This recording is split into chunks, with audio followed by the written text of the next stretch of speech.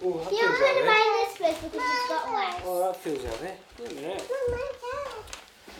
To my lovely daddy from your daughter. With love on Father's Day. That's you, that's Mummy, that's Brown Mummy and two pink ones there. Pink bowl daddy. Oh, Daddy's the smallest. Daddy. I love you very much. You're the best daddy in the world. You're the funniest daddy. That's the truth. Love, Amanda. Are you good? Home for me is a place where we come, and it's a place of refuge, and it's a place of safety, and it's a place of compassion and growth and relationships. It's everything that we dream of.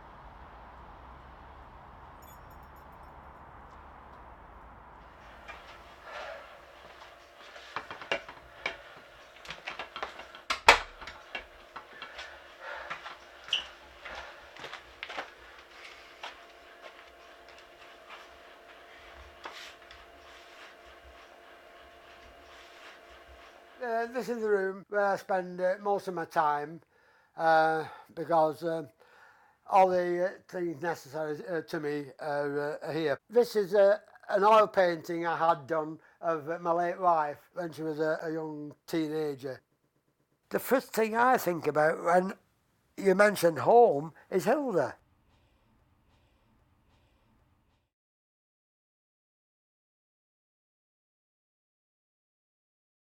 I wonder if it's a shirt.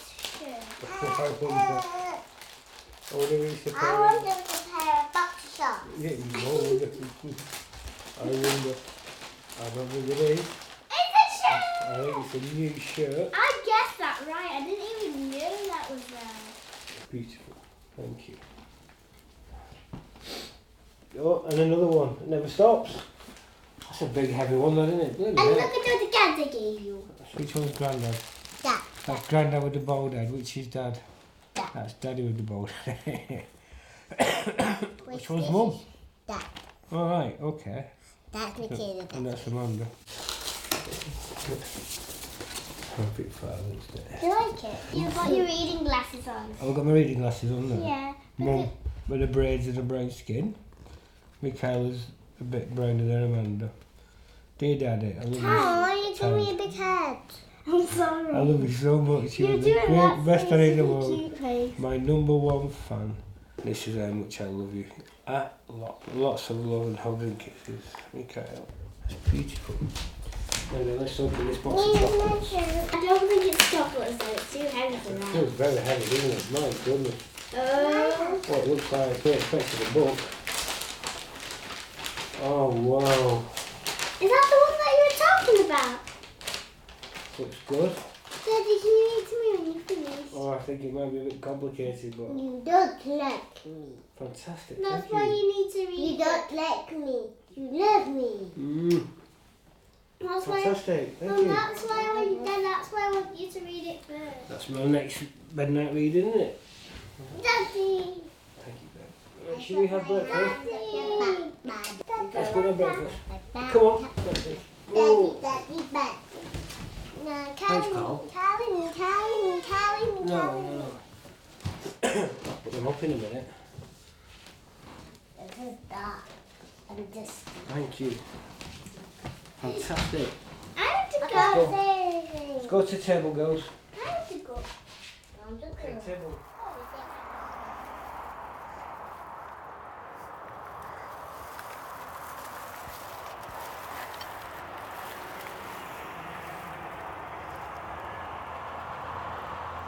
Hilda brought about everything good that's happened in my life. Up to meeting Hilda, I was a drinker, a womaniser, and which is normal for any young man. I came out of the army at 22-year-old, and what was it? You know, to go out and enjoy yourself. I just needed direction, and Hilda was the right one to give it me. We got married in 1959. Hilda said, Johnny, if we're going to get married and we can't afford a house, let's have a caravan. And we lived in the caravan for 4 years, during which time we had our first and only child, Adrian.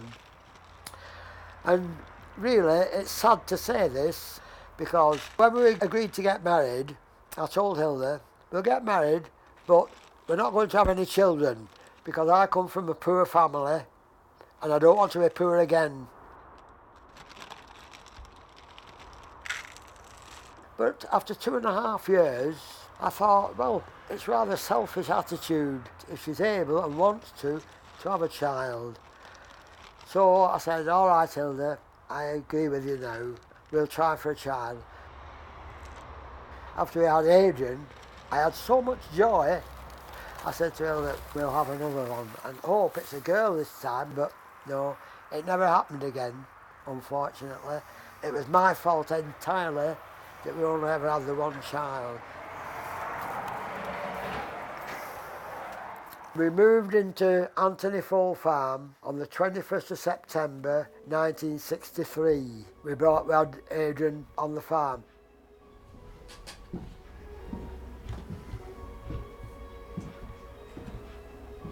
She started taking badly at the age of 67 in 1990. Unfortunately, she was given a wrong diagnosis by a foreign doctor who wasted 6 weeks' time looking for the cancer that he said she got. That 6 weeks we'd wasted with this hunt for cancer cost Hilda her life, because in the next few weeks she died. On November the 24th, Saturday, November 24th, 1990, she died. Day of reflection and remembering my dad. That's real peace in that situation. Let's have a safe journey and give thanks for all you give to us in the name of Jesus. Where are we going? Hello. What's that? It's the lakes. We'll spend all day there. Yeah, Carl, we're spending the day with the family. No. Nothing else. Why does someone give me a fork? Here. And a knife? My experiences of my childhood and my youth influenced my understanding of home totally.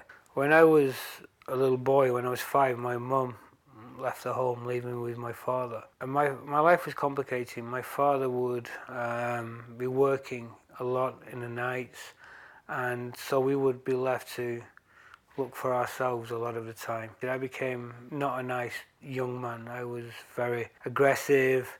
I used to steal a lot. I was smoking. As I got older, I got involved in alcohol and drugs and more crime. And kind of that lasted till I was about 23. I didn't blame anybody. I didn't understand. I know my father was aggressive and violent. I know my mum behaved in other ways. But as a child, you don't kind of understand. It becomes your normality. So when you grow up with violence and shouting all the time in the home, you don't know any different.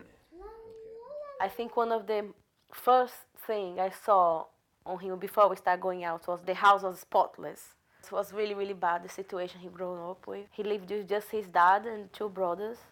So can you imagine just men living in a house, and so it was pretty bad. So when the house is not clean and tidy, it reminds him of his childhood. So we try to keep the house always tidy, as tidy as we can, because I've got children, so sometimes it's not possible to have the house completely tidy. Daddy. Yeah, Are you better?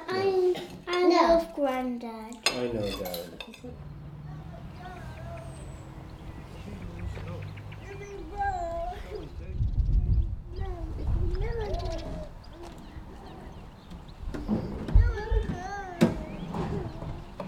My father died 7 weeks ago, and as a man, I still don't talk about it. I'm not able to talk about it because the loss for me is too big.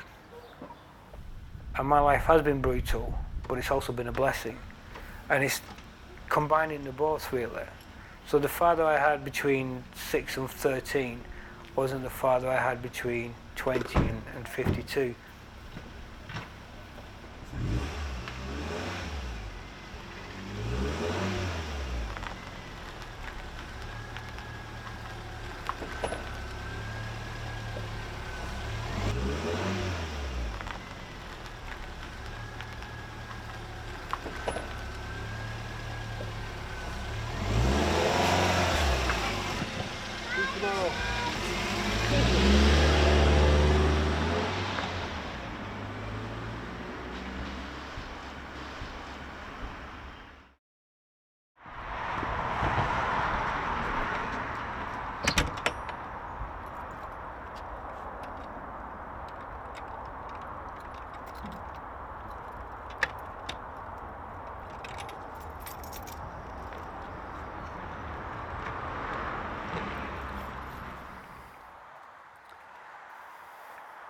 What do you think is the best thing for us when one of us dies? And she said, well, speaking for myself, Johnny, I would like to be cremated and my ashes scattered on the farm land, and then I'm here forever with the wildlife. I said, you don't want to be buried then? Oh no, no, she says, I don't want to be buried in a graveyard among a lot of other people I don't know. And she said that at some time or other they might decide to dig you up for some reason or other. Said, I don't want anybody digging my bones up at all.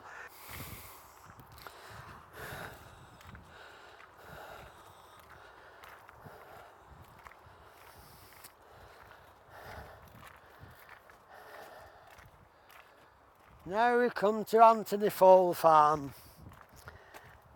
This is where we lived for 35 years.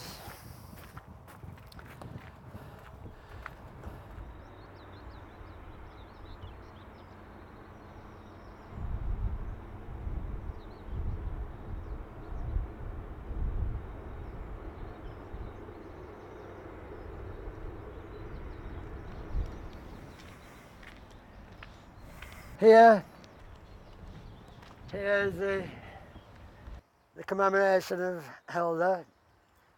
Anthony Fold Farm, dedicated as a wildlife haven in perpetuity to the immortal memory of Hilda Maud Grimshaw, most dearly beloved wife of John Maud, that's me, and devoted mother of Adrian, their only child.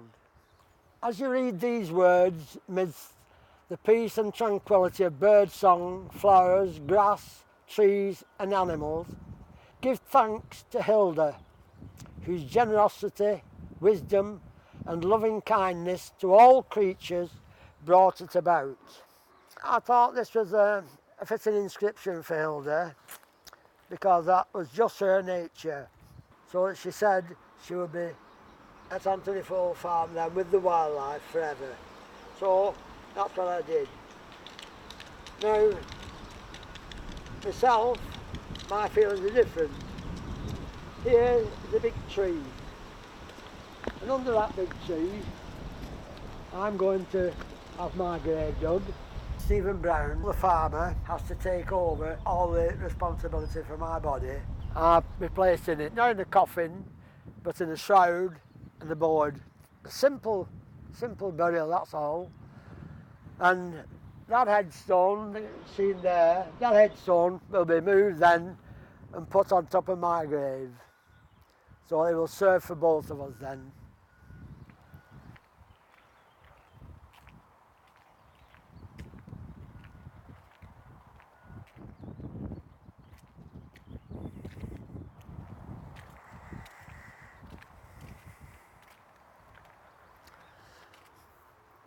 Adrian and Sue, his wife, had children. While Hilda was living, this girl never put a foot wrong until after Hilda died. Once Hilda died, she was always finding something wrong, belittling me in front of the children, the grandchildren. I couldn't do a thing right.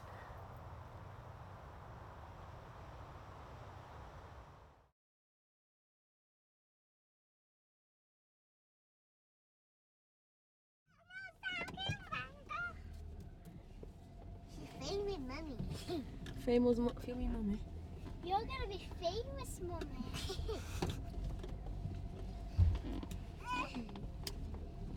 She's driving a car. Amanda, you need to behave, okay?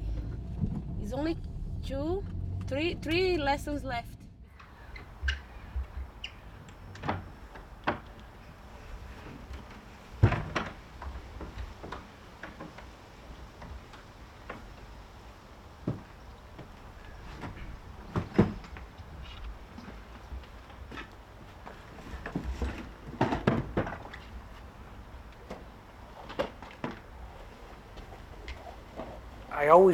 I've always worked. That's the one thing I can say with pride, that from the age of 9, when I started to deliver milk, I've always had a job. So everything I have, I've provided for myself. Nobody's given me anything. And when I was 16, I worked on golf courses. In the summer, I made very good money, but I spent it all on crazy lifestyle, really. You know, a lot of alcohol, lots of alcohol. Also, I ended up in hospital in Leicester, and the doctor kind of told me I had to stop what I was doing because otherwise I would die.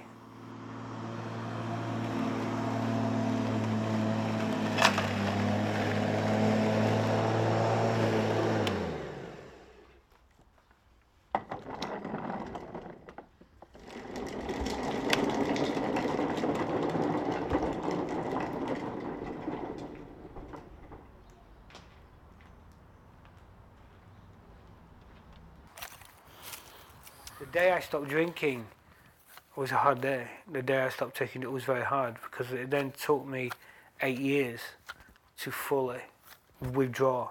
And now I carry the damage now, now I'm damaged. I have some brain damage because of it. I have some of my teeth are missing because of it. My sleep patterns are still wonderful. So for me it's something I'll always carry. The scars will always be there.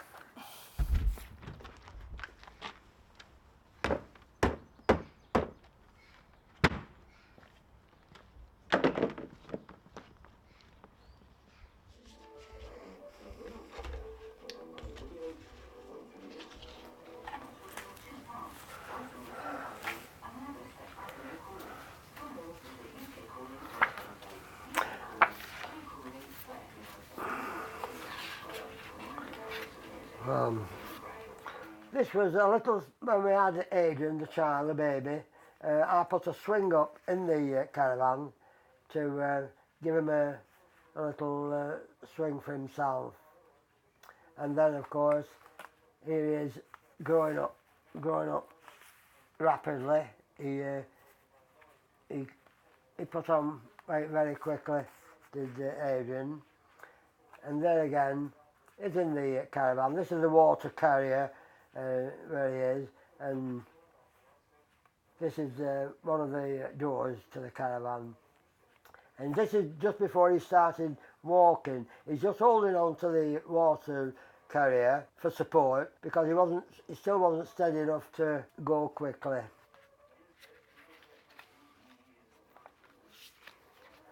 He's supported there on this one, but there he's standing alone and he wasn't too happy about it. He was more happy when he was hanging on to something. Look at that face. Oh dear. He said, I'm sure I'm going to fall, and my father keeps encouraging me to stand up, as you can see in his face. I am.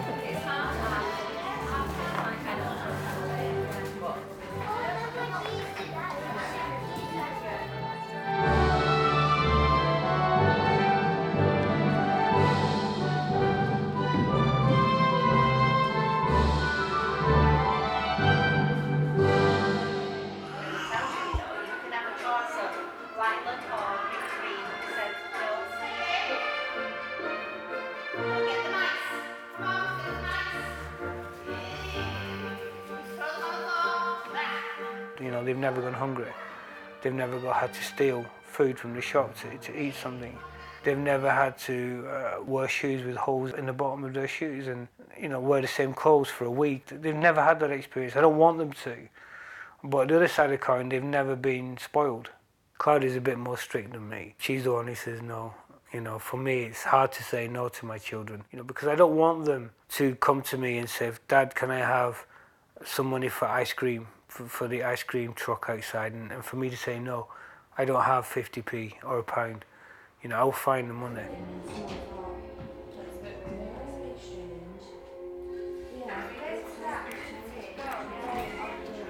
I think it's ready.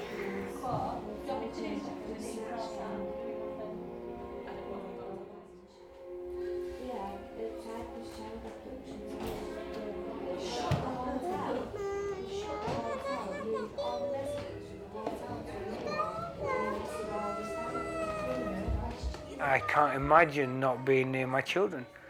You know, in an ideal world, in a dream world, they will live next door, and they will have lives around us. That's the ideal, but we don't know. We don't know.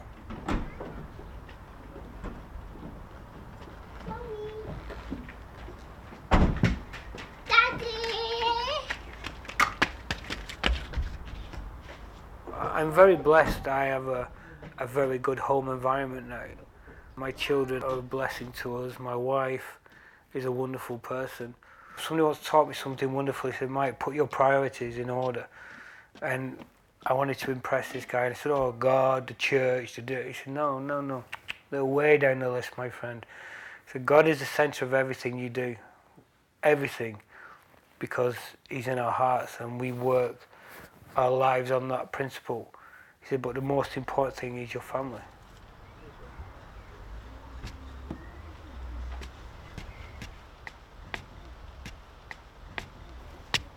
Bring the pot. I'll get me spared. Be careful with the... No. Yes. Be careful with the other plants. No. Yes.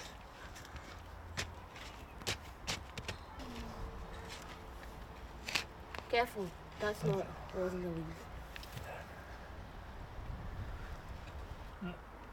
That's an old root. Shit, will we just trying to make listen up at the bottom, you know, so it goes to go into. What? Oops. Do you want to do it? Yep. I'll go going through this. Should be fine, because some of the sun is gonna... Put some feed in.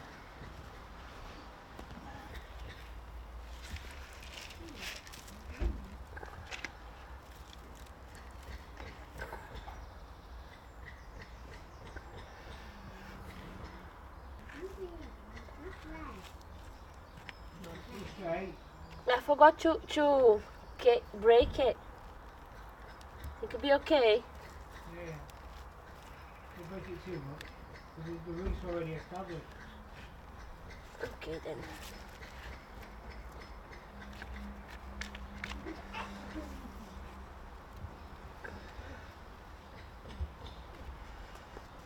It is pretty, isn't it? So I think it'll be okay now. Have any minute? What are you doing? Michaela, what are you doing?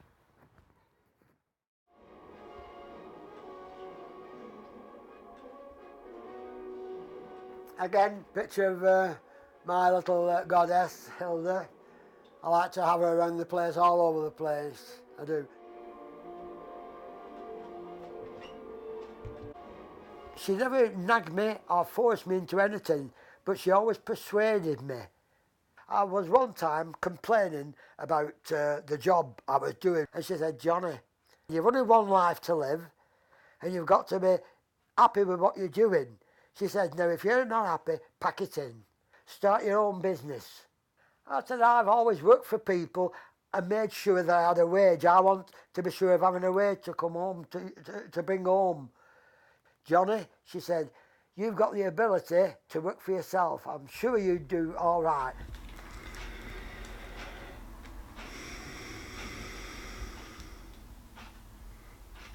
After 5 years, we started to show profit, and Hilda was very ecstatic about this because Hilda did the books. I said, great, I'll be able to get you a washing machine now, because she always had the old tub with a potter, what they call a potter, and mangle. Very hard work. And she said, no, you won't. You'll take flying lessons. I said, I'll take flying lessons. At my age, 52. Yes, she said. Since you never got into the Air Force, which is what you always wanted, but you never got in because they transferred you to the Army, and you've always been very bitter about it. And it's shown too every time there's something on about flying, aircraft, and so on. You always sound very bitter about it, I can tell. Get it out of your system unless you prove to yourself that you could have been a pilot had you been given the chance. She was right, dead right, because I thought, well, I didn't need the Air Force. Hilda said I could prove it by doing it, and I've done it.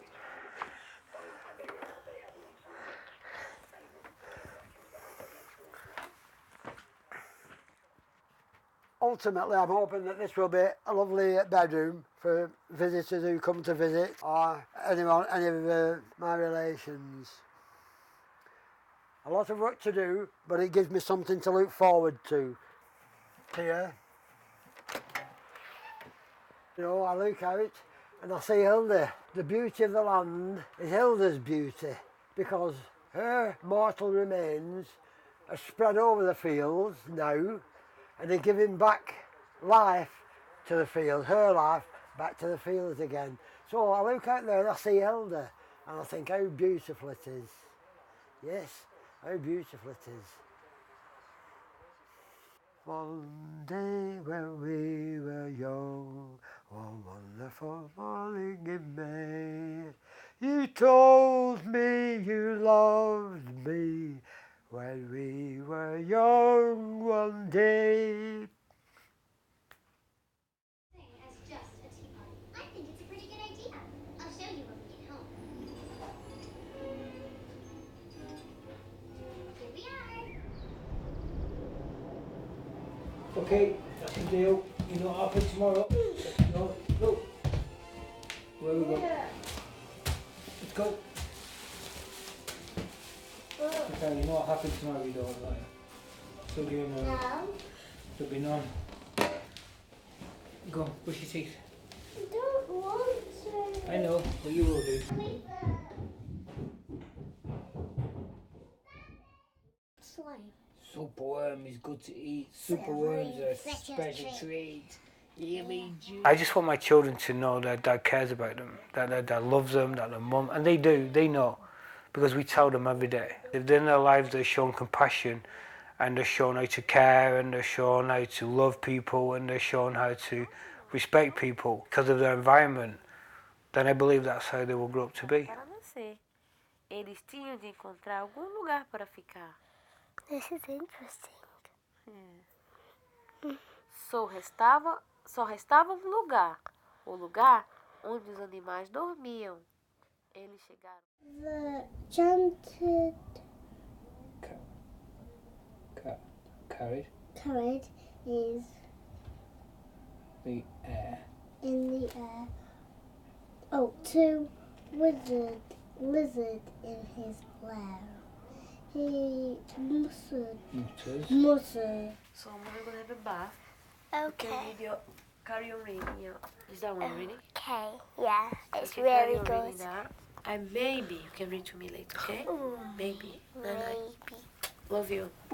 I love you too, Mommy.